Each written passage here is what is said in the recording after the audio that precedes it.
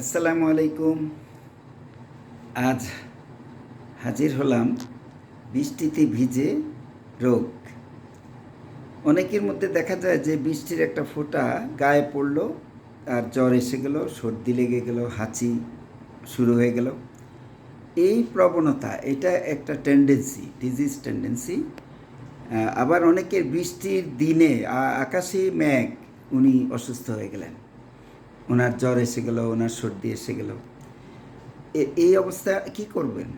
যে কোনো হোমিও ডাক্তারের কাছে চলে যান, যে কোনো হোমিও ডাক্তারের কাছে। বৃষ্টিতে ভিজা এবং বৃষ্টির দিনে আকাশে মেঘ, এই যে কোনো রোগ সৃষ্টি হোক শরীরের মধ্যে, সব ভালো হয়ে যাবে, নিশ্চিতভাবে ভালো হয়ে যাবে বললাম। আপনারা এটা ট্রাই করে দেখতে পারেন।